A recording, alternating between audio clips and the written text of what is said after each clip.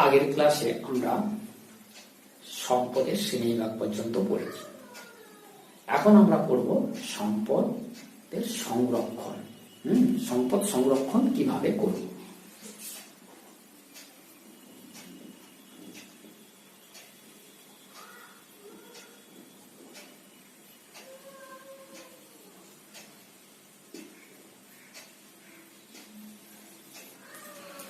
সম্পদ সংরক্ষণ, সম্পদকে কেন সংরক্ষণ করব না, আমরা আগেই বলেছি যে সম্পদের পরিমাণ সীমিত বা নির্দিষ্ট একটা পরিমাণ পৃথিবীতে সম্পদ আছে। মানুষ যদি ক্রমাগত বা যথেচ্ছ ব্যবহারের ফলে সম্পদকে শেষ করে দেয়, তাহলে কি হবে? সম্পদের যে পরিমাণটা ছিল আস্তে আস্তে কমতে থাকবে। শুধু কমা নয়, কমার সঙ্গে সঙ্গে সম্পদের যে গুণমান সেটাও কমতে থাকবে। এর ফলে সম্পদ যখন কমছে, একে ভূগোলের পরিভাষায় বলা হয় সম্পদের হ্রাস। আর এই সম্পদের হ্রাস হতে হতে কি হবে না, সারা বিশ্বে বা পৃথিবীতে এক ভয়ঙ্কর পরিস্থিতির সৃষ্টি হবে। সেটা কি? সম্পদ সংকট। আর সম্পদ সংকট দেখা দিলে কি হবে? আমরা যে সমস্ত কাজকর্ম করছি সেগুলো করতে পারবো না। যেমন খনিজ তেল তুলে আমরা কি করছি, যানবাহন চালাচ্ছি, তাহলে সেগুলো বন্ধ হয়ে যাবে। কয়লা পুড়িয়ে তাপবিদ্যুৎ উৎপাদন করছি, সেগুলো বন্ধ হয়ে যাবে, তাই না? তাহলে ভয়ঙ্কর এক পরিস্থিতির সৃষ্টি হবে। সম্পদ সংকট দেখা দিলে কি হবে? সারা বিশ্ব স্তব্ধ হয়ে যাবে।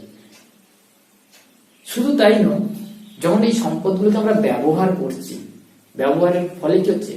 কয়লা পোড়ার কি হয়? ধোঁয়া, সেগুলো পরিবেশকে দূষণ করে।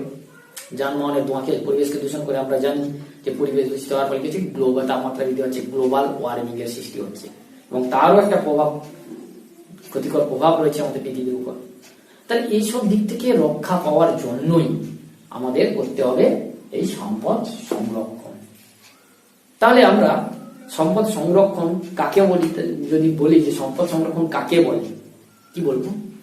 তাহলে আমরা বলতে পারবো যে দীর্ঘস্থায়ী উন্নয়ন এবং ভবিষ্যৎ প্রজন্মের জন্য, ভবিষ্যৎ প্রজন্মের চাহিদা পূরণের লক্ষ্যে সম্পদের যথাযথ ব্যবহার এবং বিজ্ঞানসম্মত উপায়ে ব্যবহারের মাধ্যমকে বলা হয় সম্পদ সংরক্ষণ। তাহলে দীর্ঘস্থায়ী উন্নয়ন এবং ভবিষ্যৎ প্রজন্মের চাহিদা পূরণের লক্ষ্যে সম্পদের যথাযথ এবং সম্পদ সংরক্ষণ। তাহলে এই সম্পদের সংরক্ষণ যাকে বলছি, এই সংজ্ঞাটা বিশ্লেষণ করলেই আবার আমরা পেয়ে যাব সম্পদ সংরক্ষণের কেন করবো বা প্রয়োজনীয়তা কি, বা সম্পদ সংরক্ষণের প্রয়োজন কেন।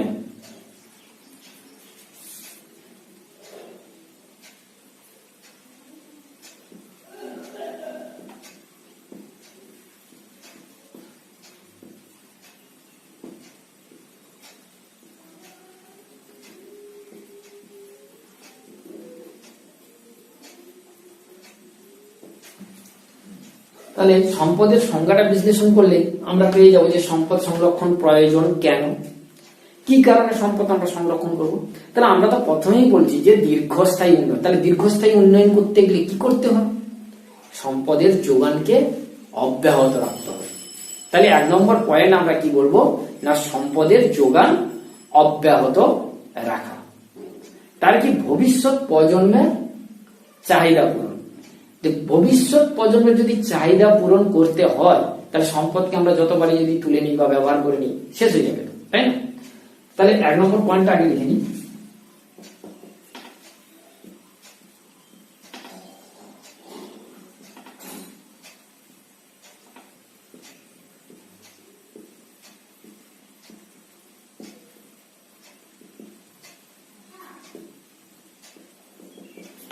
তাহলে 1 নম্বর সম্পদের যোগান অব্যাহত রাখা হলো। 2য় নম্বর আমরা বলবো যে ভবিষ্যৎ প্রজন্মের যদি চাহিদা পূরণ করতে হয়, তাহলে কি হতে হবে? সম্পদের অপচয় বন্ধ করতে হবে, যোগান অব্যাহত রাখতে হবে। তাহলে কি সম্পদের অপচয় বন্ধ করব। 2য় নম্বর কি করব? 3য় নম্বর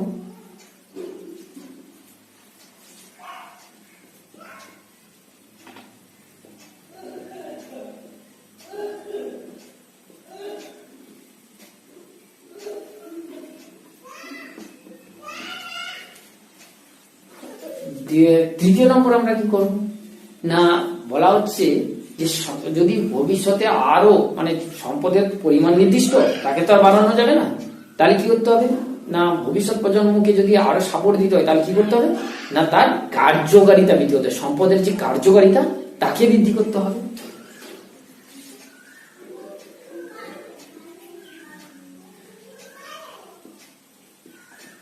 সম্পদের কার্যকারিতা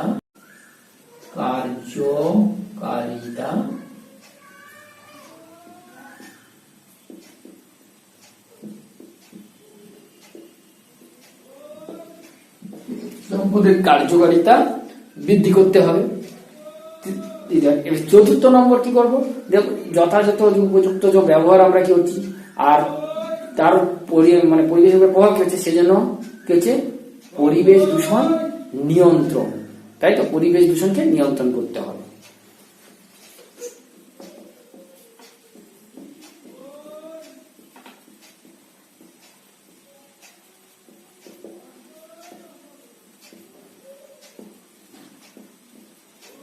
পরিবেশ দূষণ নিয়ন্ত্রণ, কারণ আমরা যদি যথেচ্ছভাবে কয়লা পড়ে তাহলে পরিবেশ দূষণ, সেজন্য পরিবেশ দূষণকে নিয়ন্ত্রণ করতে হবে। এগুলোর মাধ্যমে কি করতে হবে, এগুলোর মাধ্যমে কি হচ্ছে এগুলো পরিবেশ দূষণ যদি নিয়ন্ত্রণ করি তাহলে কি হচ্ছে পৃথিবীতে যে সমস্ত জীবজন্তুগুলো বাস করে সেগুলো সংরক্ষিত হবে, সেগুলো অবলুপ্ত হবে না দূষণের প্রভাবে, সেটা জৈব বৈচিত্র্য সংরক্ষণ।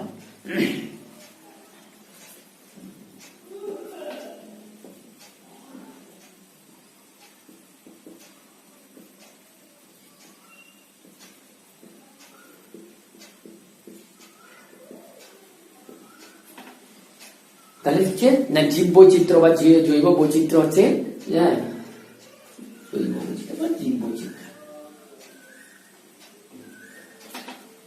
তাহলে হচ্ছে কি না জীব বৈচিত্র্যকে সংরক্ষণ করতে হবে ভবিষ্যৎ প্রজন্মের জন্য, যেহেতু ভবিষ্যৎ প্রজন্মকে যোগান দেবে সেরকম কিছু পরিমাণ কিছু ভবিষ্যৎ প্রজন্মের জন্য সম্পদকে গুচ্ছিত বা সঞ্চিত করে রাখতে হবে। এইগুলোর মাধ্যমে কি করতে হবে, ভবিষ্যৎ প্রজন্মের জন্য সম্পদকে গচ্ছিত বা সংরক্ষণ করা।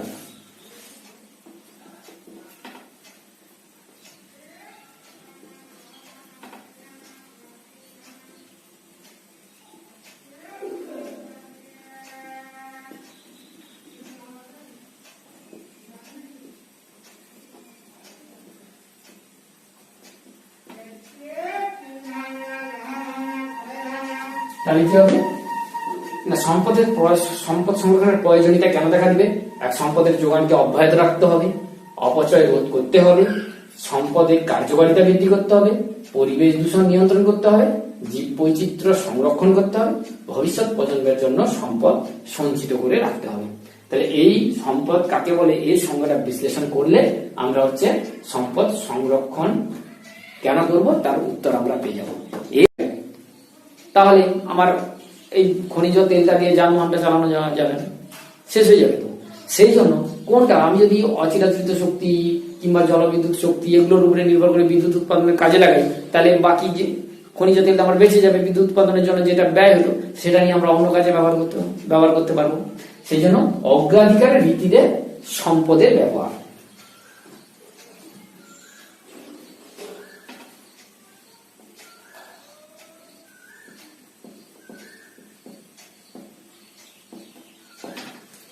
দু নম্বর পয়েন্ট। তৃতীয় নম্বরে আমরা চলে যাব বিজ্ঞানসম্মত ব্যবহারের মাধ্যমে অপচয় রোধ।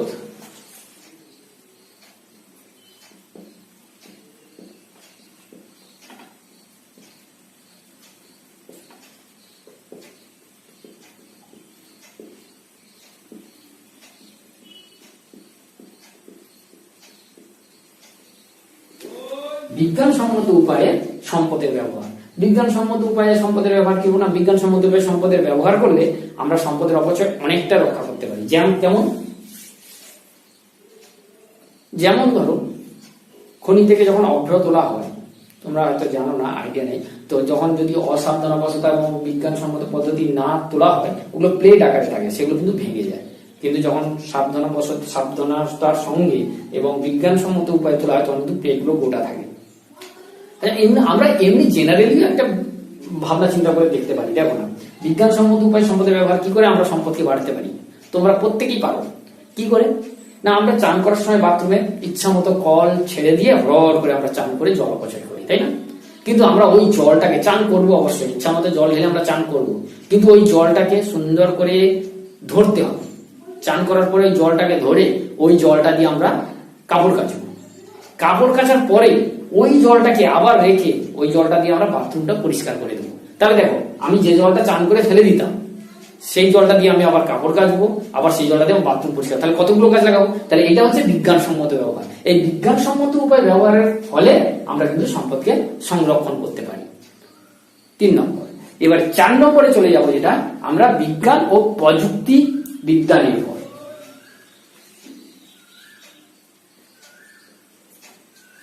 বিজ্ঞানসম্মত উপায় ব্যবহার তো হলো, এরপরে যাতে চলে যাবো হচ্ছে আমরা কি বিকল্প দ্রব্যের ব্যবহার করতে। বিকল্প দ্রব্যের ব্যবহার,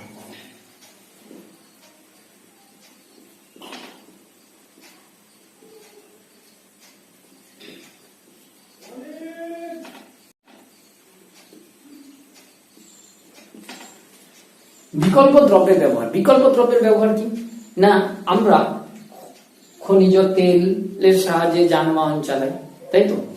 খনিজ তেলের সাহায্যে যানবাহন চালানোর ফলে কি হচ্ছে, একদিন তো খনিজ তেল শেষ হয়ে যাবে, তখন আমরা কি করব? তাহলে আমাকে খনিজ তেলের বিকল্প হিসাবে কি নিয়ে আসতে পারি তাকে গবেষণা করে আমাকে বের করতে হবে, তার সাহায্যে দ্বারা আমরা যানবাহন চালাতে পারি। যেমন বিকল্প দ্রব্যের ব্যবহার হিসেবে আমরা জানি যে এখন প্লাস্টিক, পলিথিন, ফেলে দেওয়া পলিথিন গুলো পুড়িয়ে এক রকমের তেল তৈরি করা হচ্ছে, সেখান থেকে নাকি গাড়ি ফাড়ি চালানোর ব্যবস্থা করা হচ্ছে। আবার বলা হচ্ছে যে এক ধরনের ভেষজ গাছ চাষ করছি, সেই গাছের তেল থেকে নিয়ে যানবাহন চালানোর ব্যবস্থা করা হচ্ছে। তাহলে এইগুলো হচ্ছে বিকল্প দ্রব্যের ব্যবহার করে আমরা এই খনিজ তেলটাকে সংরক্ষণ করতে পারি, তাই তো? যেমন আমরা এখন কিছু কিছু জায়গা বা কিছু কিছু ক্ষেত্রে তেলের পরিবর্তে, যেমন এখন আমরা কি করছি, এই যে আমাদের গাড়িতে এসছে টোটো গাড়ি, খনিজ তেল লাগে না কিন্তু চলাচলের জন্য, এটা হচ্ছে ব্যাটারিতে চলে। বা অনেক মোটরসাইকেল এসছে যেটা হচ্ছে ব্যাটারিতে চলে, তেল লাগে না। তাহলে আমরা বিকল্প দ্রব্য হিসাবে এটা ব্যবহার করছি, তাহলে আমার তেলের সাশ্রয় হচ্ছে। তাহলে এইভাবেও কিন্তু আমরা সম্পদ সংরক্ষণ করতে পারি। 5 নম্বর আমরা যেটা বলবো কি, বিজ্ঞান এবং প্রযুক্তিবিদ্যার উন্নতি।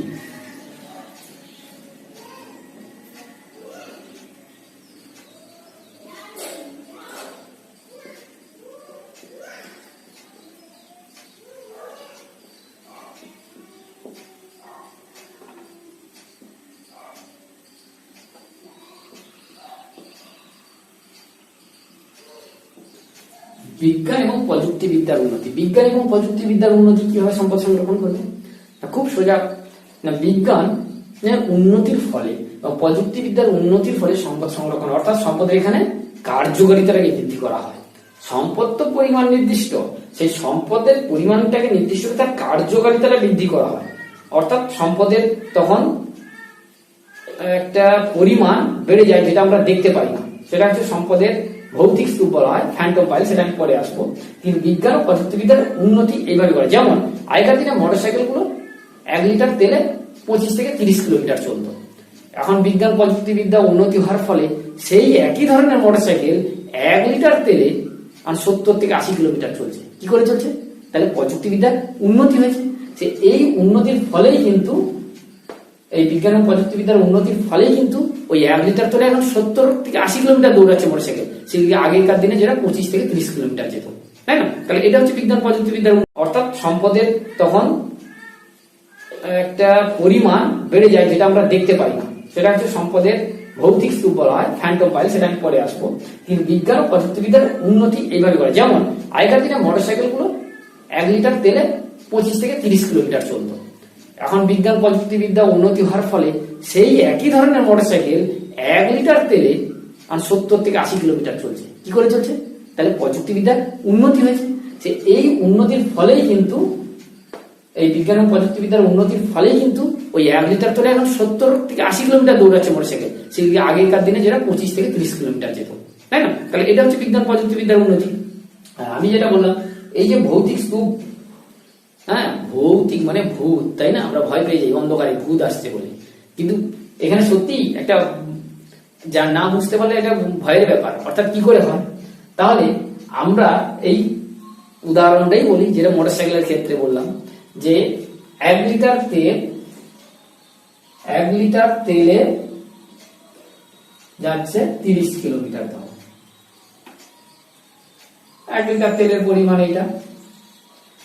আবার বর্তমানে প্রযুক্তিবিদ্যার উন্নতির ফলে এই 1 লিটার তেলে যাচ্ছে কত, 70 থেকে 80 কিলোমিটার।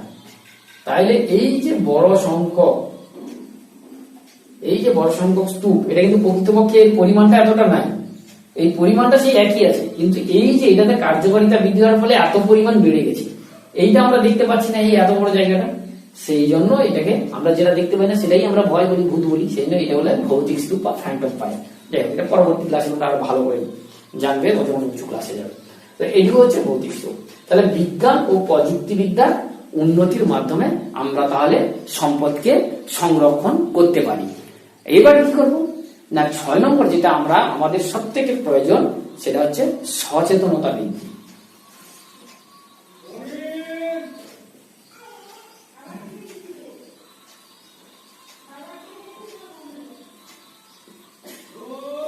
সচেতনতা বৃদ্ধি না, আমরা যদি হাজারো ব্যবস্থা গ্রহণ করি না কেন, আমাদের মধ্যে যদি অ্যাওয়ারনেস অর্থাৎ সচেতনতা ভাবটা যদি না থাকে, আমরা ও যা বলছে বলুক, যে পদ্ধতি অবলম্বন করছে করুক, কিন্তু আমরা আমাদের মতো ব্যবহার করে যাব। কিন্তু এই পদ্ধতিটা যদি না নিয়ে, আমাদের মানসিকতা যদি উন্নতি না করতে পারি, আমরা যদি সচেতন নিজেরা না হই যে ভবিষ্যতে পরিণতি কি হতে পারে, সেই জন্য আমাদের সচেতনতা বৃদ্ধি করতে হবে। হ্যাঁ, বৃদ্ধির মাধ্যমে সম্পদকে যে এটা ক্ষতি হলে, এটা বেশি ব্যবহার করে দিলে বা অব্যবহার করলে কি হয়, তার ক্ষতির দিকগুলো আমাদের তুলে ধরতে হবে, জনগণকে বুঝাতে হবে। তাহলে কিন্তু আমাদের সচেতনতা বৃদ্ধি পাবে। সচেতনতা বৃদ্ধির সঙ্গে সঙ্গে আমাদের সম্পদ সংরক্ষণ করতে পারবো। হাজার সচেতনতা বৃদ্ধি করেও অনেক কাজ আমাদের হয় না। হ্যাঁ, যেমন এই বর্তমান পরিস্থিতিতে আমি একটা কথা বলবো, যে আমরা যে বর্তমান পরিস্থিতি আমরা এখন ঘরে বসে পড়াশোনা করছি, কিসের জন্য না, করোনা ভাইরাসের জন্য। হাজারো নিয়মের কথা বলা হচ্ছে, ঘরে থাকো, থাকো, বাজার করো না, বাজারে ভিড় জমা না, এক জায়গায় হবো না, ইত্যাদি ইত্যাদি নানা নিয়মের কথা বলা হচ্ছে, তাই না। সচেতনতা প্রচুর, টিভিতে প্রোগ্রাম, মানে প্রতি 10 মিনিট অন্তর কি বলে অ্যাডভার্টাইজমেন্ট করা হচ্ছে, মাইকিং করা হচ্ছে বিভিন্ন স্তরে, একদম রুট লেভেল থেকে, একদম গ্রাম থেকে শহর, বড় বড় শহর, সমস্ত জায়গায় মানুষকে রাস্তাতে ছড়িয়ে যথাসাধ্যভাবে সচেতন করা হচ্ছে, কিন্তু কাজের কাজ হচ্ছে না। মানুষ সেই আইন ভেঙে, যেমন রোজ দিনের মতো বাজারে যায়, একসঙ্গে গল্প করে, গুজব করে, সব একই রকম করছে। তাহলে আমাদের সচেতনতা বৃদ্ধি করে লাভ কি? এখানে আরেকটা জিনিস করতে হবে, কঠোরভাবে আইন প্রণয়ন করতে হবে। হ্যাঁ, আমাদের কি হবে, আইন প্রণয়ন করা দরকার।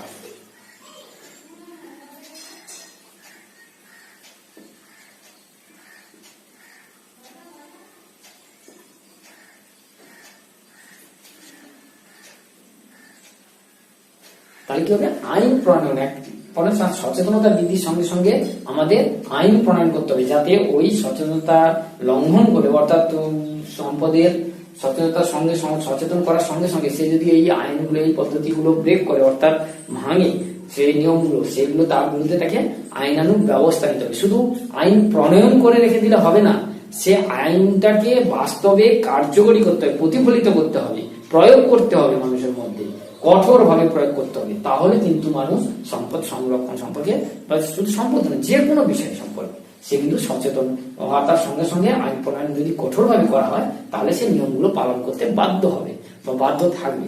তো আমরাও এই সম্পদ সংরক্ষণের জন্য এই পদ্ধতিগুলো অবলম্বন করব, তাহলে আমরা সম্পদ সংরক্ষণ করব এবং ভবিষ্যৎ প্রজন্মকে একটা সুন্দর, ভালো, সুস্থ পৃথিবী উপহার দিতে পারবো এবং তাদের জন্য অনেক কিছু সম্পদও রেখে দিতে পারবো। তাহলে আমরা আরেক ঝলকে দেখে নেব সম্পদ সংরক্ষণের উপায়গুলো কি কি।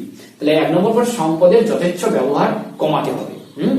দ্বিতীয় হচ্ছে, অগ্রাধিকারের ভিত্তিতে সম্পদের ব্যবহার করতে হবে, বিজ্ঞানসম্মত উপায়ে সম্পদের ব্যবহার করতে হবে, সংরক্ষণ করব এবং ভবিষ্যৎ প্রজন্মকে একটা সুন্দর ভালো সুস্থ পৃথিবীও উপহার দিতে পারবো এবং তাদের জন্য অনেক কিছু সম্পদও রেখে দিতে পারবো। তাহলে আমরা আরেক ঝলকে দেখে নেব সম্পদ সংরক্ষণের উপায়গুলো কি কি। তাহলে 1 নম্বর পর সম্পদের যথেচ্ছ ব্যবহার কমাতে হবে।